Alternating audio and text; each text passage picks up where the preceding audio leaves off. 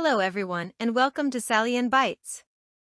Today, I am here to teach Functions in Python, Part 4, for the class 12 students of Computer Science.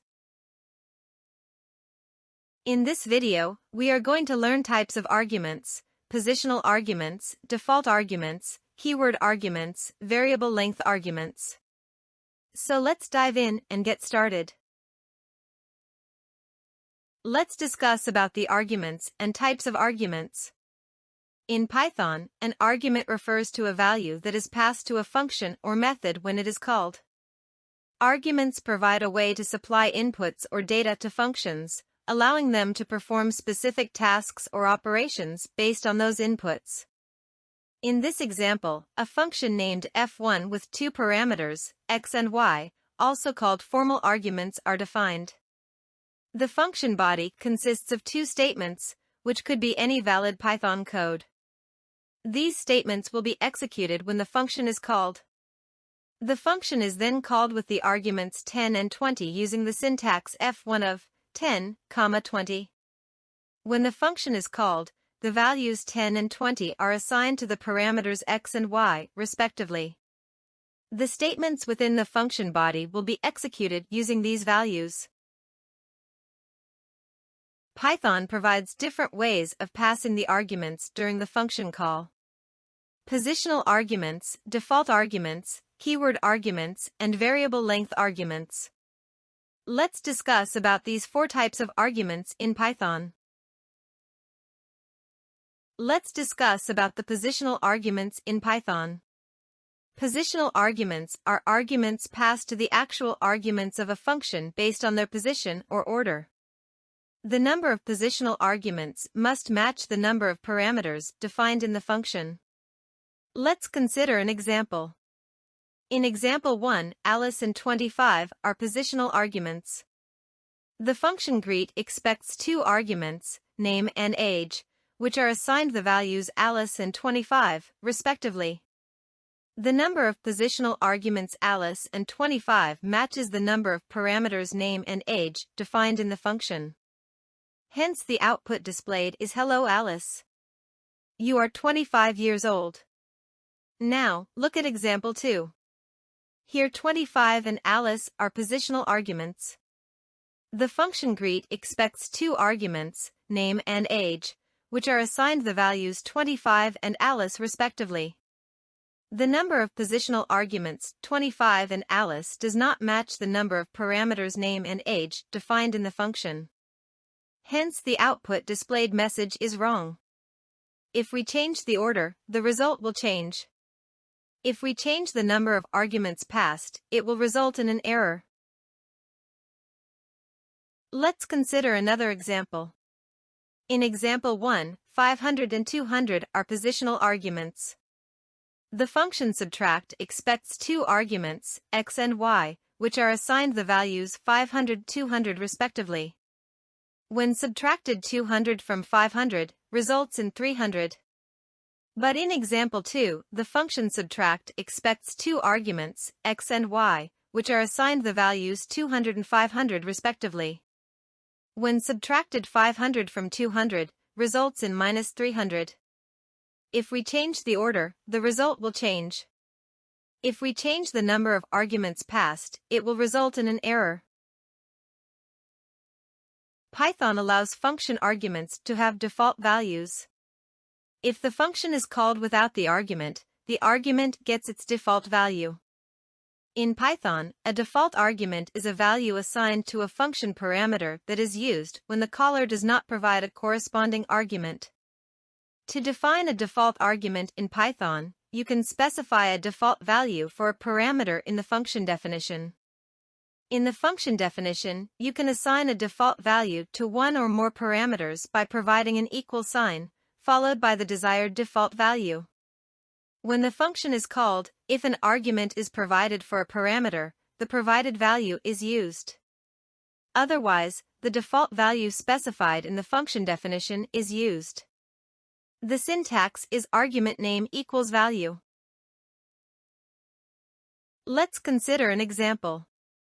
In line 1, the code defines a function called greet that takes two parameters, name and message. The message parameter has a default value of good morning if no argument is provided. In line 3 to 9, the docstring in the function definition is a multi-line comment that describes the function's purpose and usage. It provides information about the parameters and the default behavior of the function.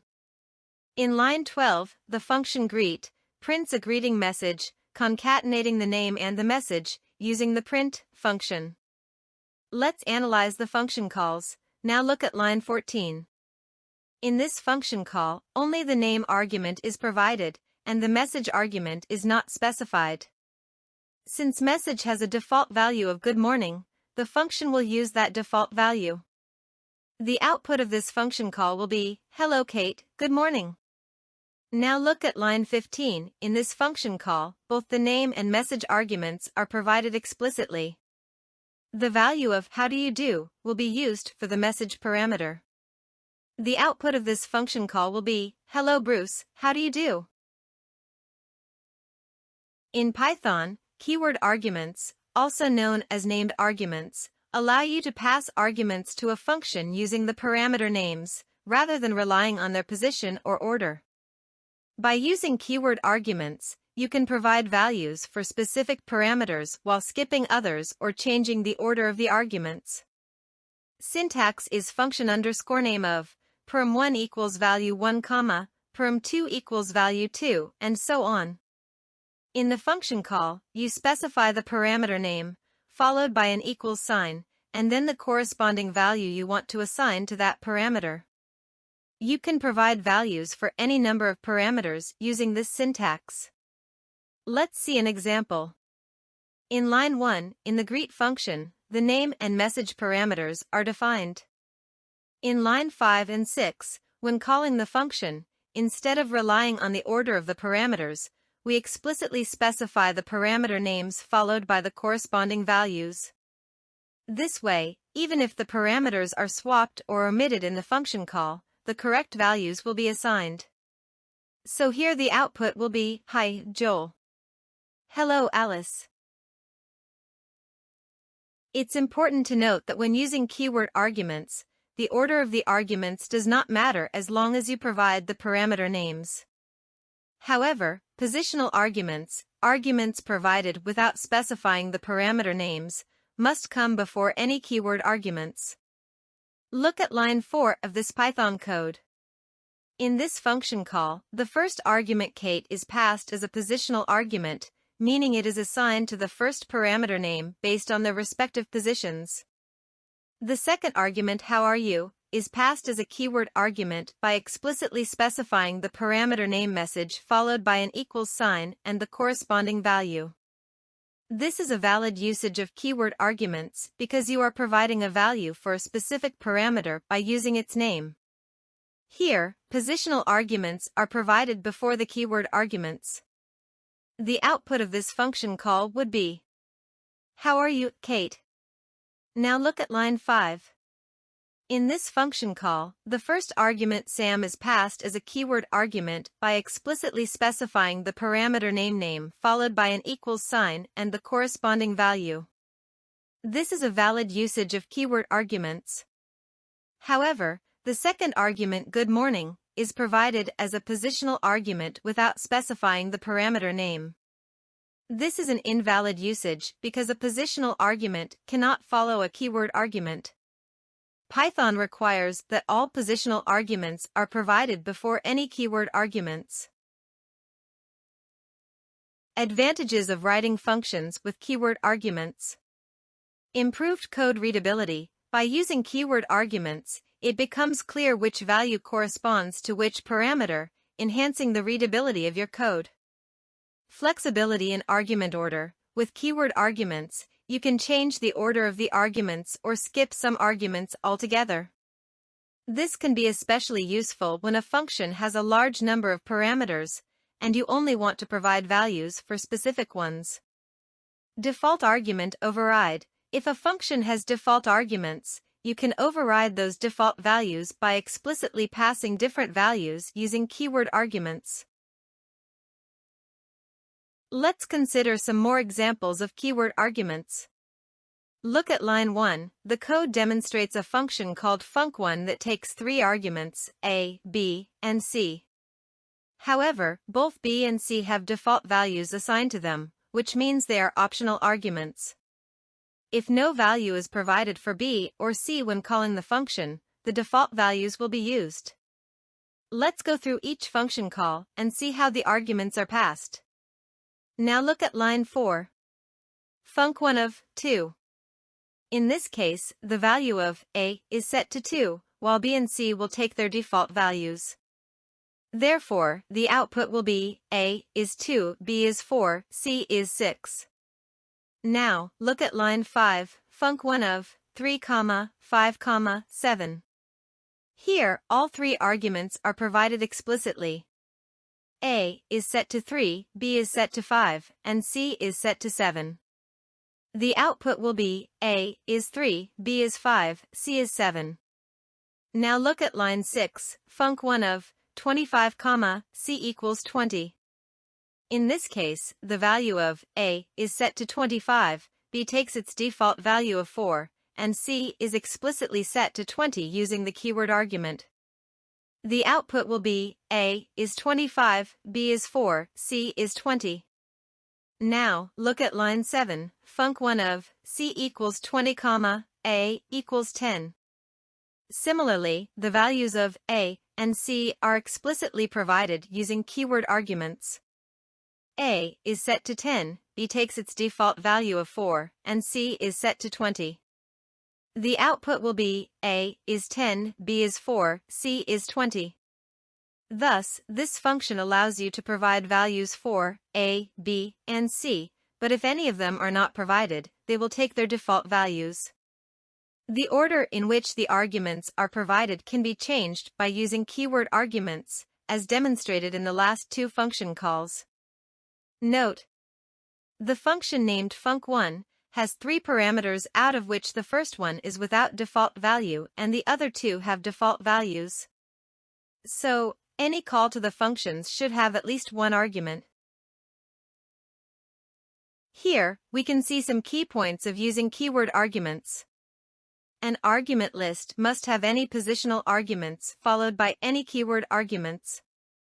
Keywords in argument list should be from the list of parameters name only. No parameter should receive value more than once. Parameter names corresponding to positional arguments cannot be used as keywords in the same calls. Here are some learning tips of keyword arguments. The default value assigned to the parameter should be a constant only. Only those parameters which are at the end of the list can be given default value. You cannot have a parameter on the left with default argument value without assigning default values to parameters lying on its right side. The default value is evaluated only once at the point of function definition. Consider the given user-defined functions to calculate average of three numbers. Def average of n1, n2, n3 equals 1000. Return of n1 plus n2 plus n3 /3. Now look at the tabular column. We are checking if each function call is legal or illegal by giving reasons. The first function call, average of n1 equals 20, n2 equals 40, n3 equals 80, is legal, as non-default values provided as named arguments. The second function call, average of n3 equals 10, n2 equals 7, n1 equals 100, is legal, as the keyword argument can be in any order. The third function call, average of 100, n2 equals 10, n3 equals 15, is legal, as the positional argument is before the keyword arguments. The fourth function call, average of n3 equals 70, n1 equals 90, 100, is illegal, as the keyword arguments are before the positional arguments. The fifth function call, average of 100, n1 equals 23, n2 equals 1, is illegal, as multiple values are provided for n1. The sixth function call, average of 20, number equals 9, n3 equals 11 is illegal, as undefined argument number is used. Variable length arguments, also known as varargs, allow a function to accept a varying number of arguments. In Python, you can define the types of variable length arguments. Args, this notation allows a function to accept any number of positional arguments. The syntax is def f1 of *args:*. The asterisk before args unpacks the arguments into a tuple within the function. Note: the asterisk character has to precede a variable identifier in the parameter list. Let's consider an example. In this program, we are defining a function called sum that accepts a variable number of arguments using the *args notation and calculates the sum of the provided numbers, printing the result. Now look at line 1. The code demonstrates a function called sum that accepts a variable number of arguments using the *args notation. This means that you can pass any number of arguments to the function, and they will be treated as a tuple named number within the function. Lines 2 to 5 calculates the sum of the provided numbers. Let's see how the function works for each function call. Now, look at line 7. Sum empty function. In this case, no arguments are passed to the function. Since the *args notation allows for 0 or more arguments, the number tuple will be empty. As a result, the sum will be 0, and the output will be the sum equals 0. Now, look at line 8. Sum of 10. Only one argument, 10, is passed to the function. The number tuple will contain a single element, which is 10. The sum will be 10, and the output will be the sum equals 10. Now, look at line 9, sum of 10, 20. Two arguments, 10 and 20, are passed to the function. The number tuple will contain two elements, 10 and 20. The sum will be 30, and the output will be the sum equals 30. Now, look at line 10. Sum of 20, 30, 40, 50. Four arguments, 20, 30, 40, and 50, are passed to the function. The number tuple will contain all four elements. The sum will be 140, and the output will be the sum equals 140. Thus, the sum function allows you to pass a variable number of arguments, and it calculates the sum of those arguments using a loop. This can be useful when you need to calculate the sum of multiple numbers without knowing the exact number of values in advance. Note: we can call this function by passing any number of arguments, including 0 number. Internally, all the values are represented in the form of a tuple. Thanks for watching. Watch the upcoming videos. Functions in Python Part 5. Passing mutable and immutable objects to functions, passing arrays or lists to functions, passing strings to a function, passing tuple to a function, passing dictionary to a function. You can check the link in the description box below.